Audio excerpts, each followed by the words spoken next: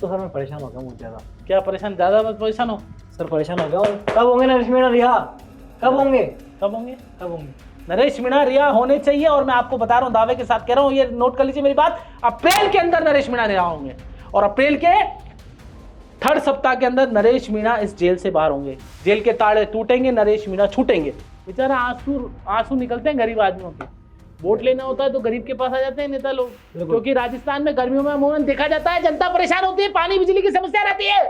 संविधान की फहरिस्त में लिखा है रोटी कपड़ा और मकान। काहे सरकारें चल रही है, सरकारें आती हैं और जाती है, लेकिन 75 साल से अधिक आजादी हो गई देश की, आज भी आजाद भारत के अंदर गुलाम सी स्थिति है। कई गाँव में राजस्थान के अंदर पानी नहीं है, बिजली नहीं है, मूलभूत सुविधाएं नहीं है। आम जनता परेशान है, त्राई त्राई कर रही है कि पानी नहीं है। आना ही पड़ेगा। वोट लेते तो भाई साहब वोट देना, भाई साहब वोट देना, मैं आपकी सेवा में तत्पर रहूंगा। वोट लेने के बाद भूल जाते हैं। वो बोल रहे हैं हमारा अधिकार है पर सरकार भाग रही है। पूरे सत्र के दौरान किरोड़ीलाल मीणा ने लिख के दिया कि मेरी तबीयत खराब है, मैं नहीं आऊंगा विधानसभा अध्यक्ष जी को। और बड़ी बात यह है कि एसआई भर्ती पर विधानसभा में चर्चा क्यों नहीं हुई, मेरा सवाल ये। बहुत बड़ा मुद्दा है सर, पूरे सत्र में बात नहीं हुई। पूरे सत्र में एसआई भर्ती पर किसी भी विधायक ने नहीं बोला, लेकिन चलो देर आए दुरुस्त आए, बाद में तो याद आई पत्रकारों की। पत्रकारों को सरकारों ने दबा रखा है, ये अब याद आई है। अब वो सपा का सांसद क्या है, फर्जी सांसद है, फर्जी कहते ही फर्जी, उसको माफी मांगनी चाहिए, नहीं तो उसको सपा से निकाल देना चाहिए। सपा वालों को कचरा लोगे कचरा। तो खेमसर की राजनीति बड़ी जबरदस्त है, हनुमान बेनीवाल का विकल्प नहीं खेमसर में। और रेवत राम डांगा बेचारा सीधा आदमी है, वैसे तो मैं बताऊं आपको। अच्छा, बहुत ज्यादा सीधा है।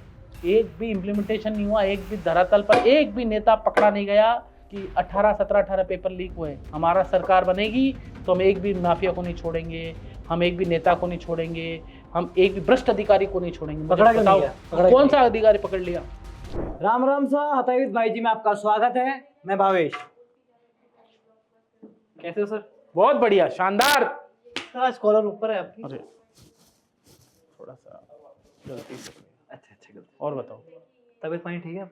सब ठीक है। पानी तो कहाँ है? पानी की तो चर्चा, पानी नहीं है राजस्थान में, पानी की तो कमी है राजस्थान में। तुम करो पानी ठीक है, पानी तो नहीं है राजस्थान में। सबसे बड़ी समस्या है पूर्वी राजस्थान में पानी नहीं है, और पश्चिमी राजस्थान में पानी नहीं है। रेगिस्तान है लेकिन पानी की कमी है, पानी अब भी नहीं है राजस्थान में। और गर्मी शुरू होने वाली है। विधानसभा में मुद्दा नहीं उठाया किसी ने ढंग से, लेकिन ये मुद्दा उठाना चाहिए था। हालांकि बिजली का मुद्दा उठा है, क्योंकि राजस्थान में गर्मियों में अमूमन देखा जाता है जनता परेशान होती है, पानी बिजली की समस्या रहती है।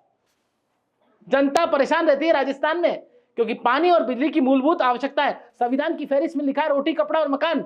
मूलभूत सुविधाएं नहीं होगी तो कहां से? काहे की सरकारें चल रही है, सरकारें आती हैं और जाती है। आज तक कितने साल हो गए आजादी को? 70 दशक से अधिक, 70 साल से अधिक हो गए। बिल्कुल। लेकिन 75 साल से अधिक आजादी हो गई देश की, आज भी आजाद भारत के अंदर गुलाम सी स्थिति है।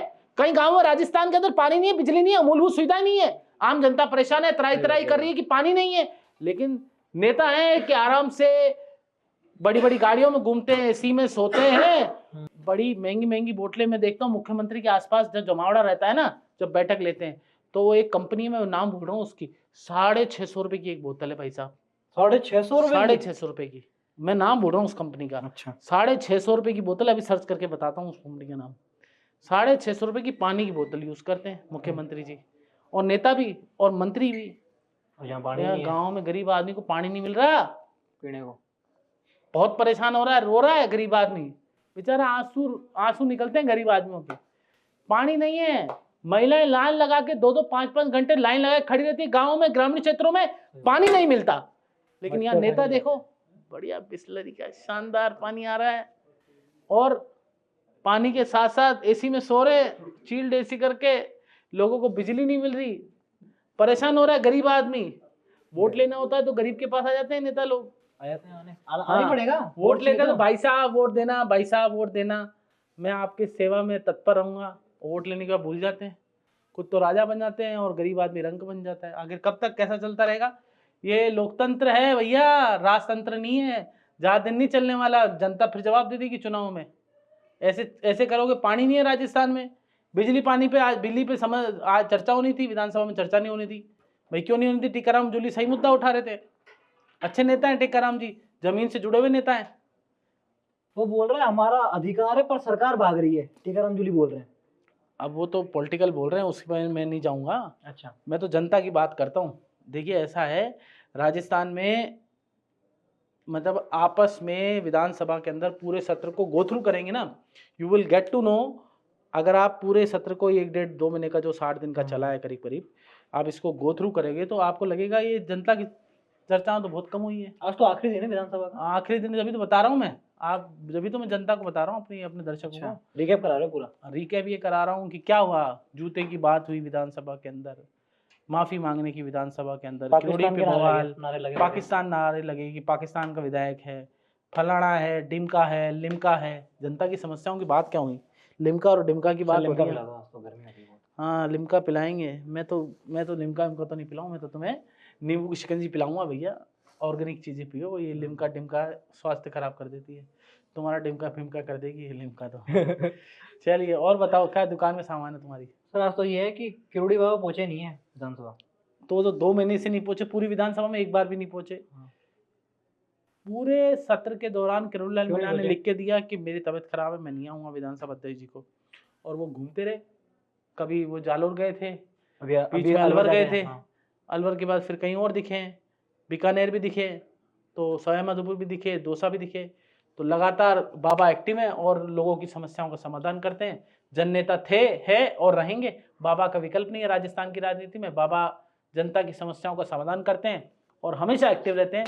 लेकिन बाबा कहने में तबीयत खराब है, लेकिन विधानसभा में पहुंचे नहीं, वो अलग बात है। बाबा नाराज है, राजस्थान के मुख्यमंत्री से नाराज है, साफ बोल रहे हैं एसआई भर्ती पेपर क्यों नहीं निरस्त हुआ।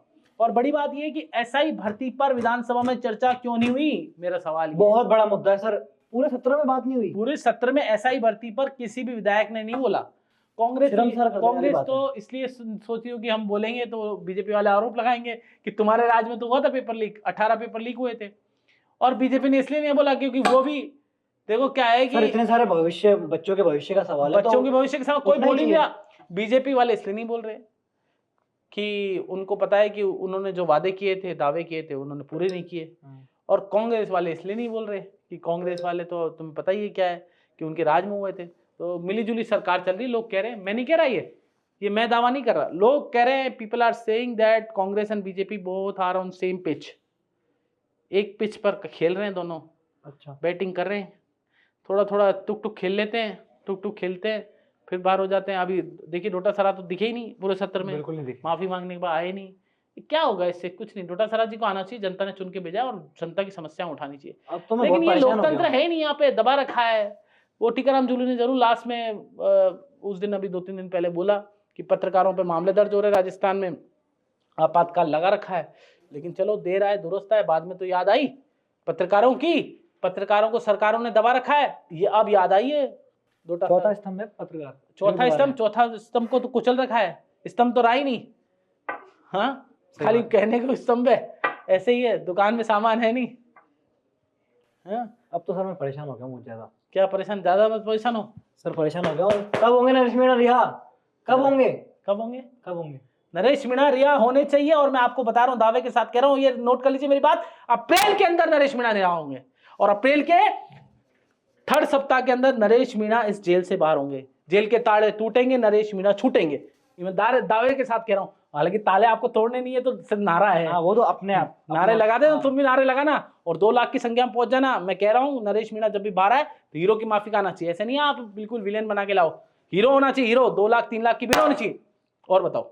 और सर रविंद्र सिंह भाटी बोले हैं वकीलों के लिए। रविंद्र सिंह भाटी आजकल बहुत अच्छा बोल रहे हैं, एग्रेसिव लीडर है, युवा लीडर, यूथ लीडर हैं और बहुत ही अच्छा तरीके से प्रेजेंट कर रहे हैं।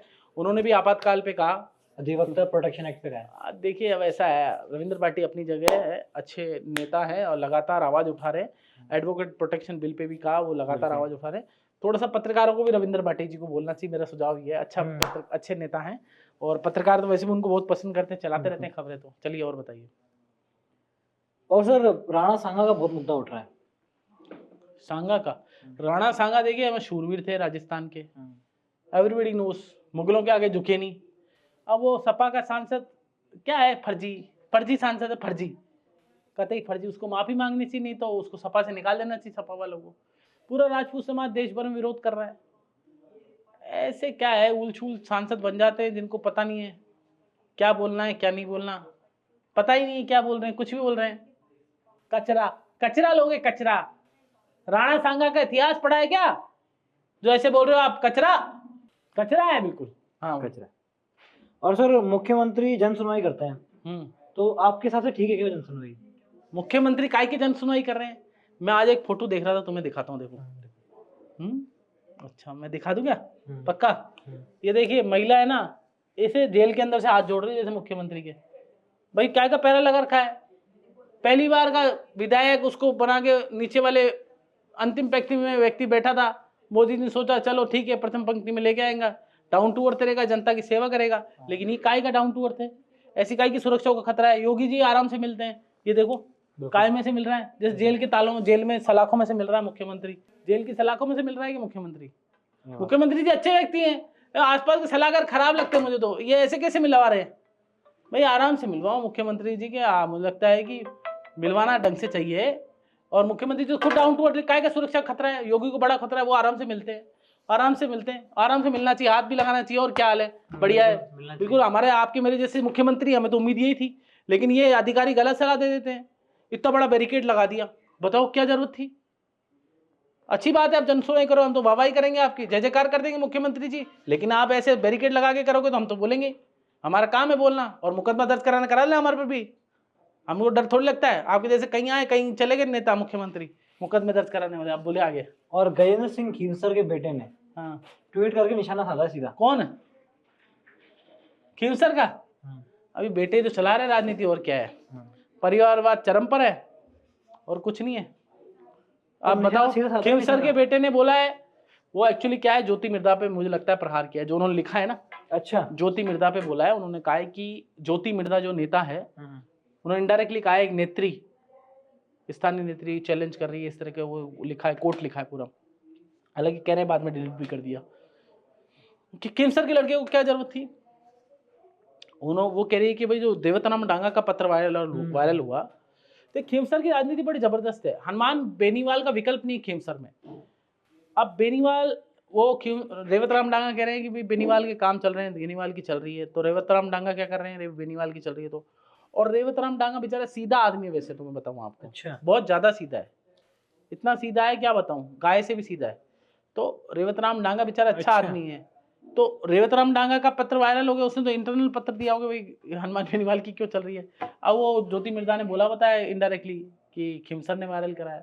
यहाँ तो खींवसर और रेवतराम डांगा की नहीं बन रही, यहाँ ज्योति मिर्धा और डांगा की नहीं बन रही, कुछ ना कुछ खिचड़ी पड़ रही है, पक रही है खींवसर के अंदर। अब खिचड़ी पकाने वाला कौन है ये तो पता नहीं, मेरे को तो खिचड़ी बनाना नहीं आती। तुम्हें आती है? आती है सर, यूट्यूब से देखता हूँ। अच्छा, यूट्यूब से सब कुछ, जिंदगी यूट्यूब पे गुजारोगे क्या?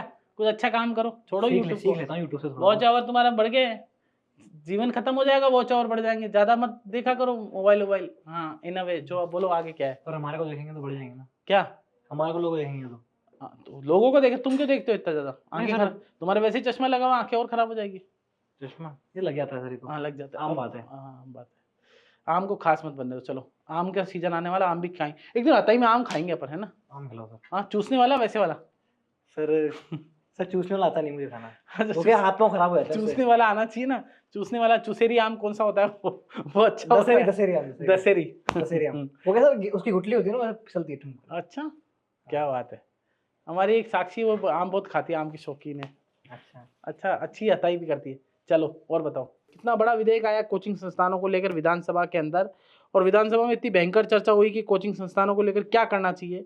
लेकिन मैं आपको बता रहा हूँ, कोचिंग बिल को सेलेक्ट कमेटी को भेजना लगभग मुझे ऐसा लग रहा है, क्योंकि बीजेपी और कांग्रेस दोनों के विधायक विरोध कर रहे हैं। अब सवाल ये कि जब दोनों पक्षों के विधायक शुरू से इसका विरोध कर रहे हैं, तो विधानसभा के समय क्यों खराब किया भैया?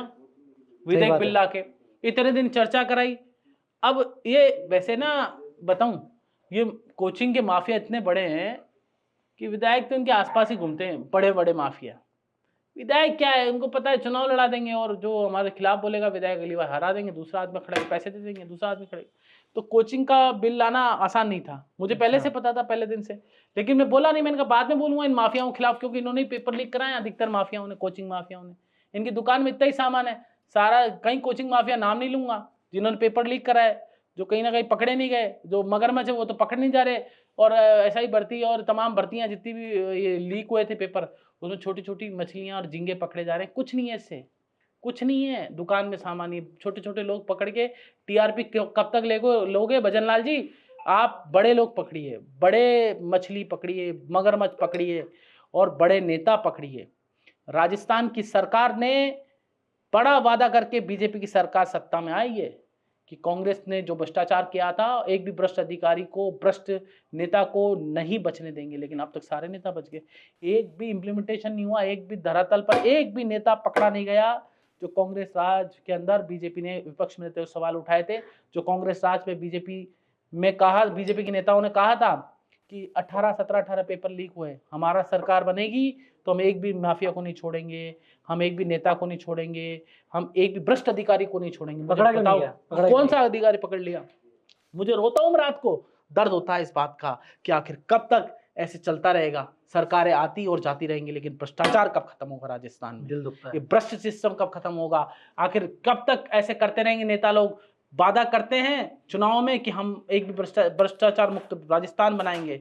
मोदी की तरह करके दिखाओ, भ्रष्टाचार मुक्त भारत करो। मोदी सरकार पर व्यक्तिगत एक भी आरोप मोदी जी पर नहीं लगा है, ऐसा करके बताओ तो हम आपको माने, जय जयकार करेंगे आपकी। चलिए।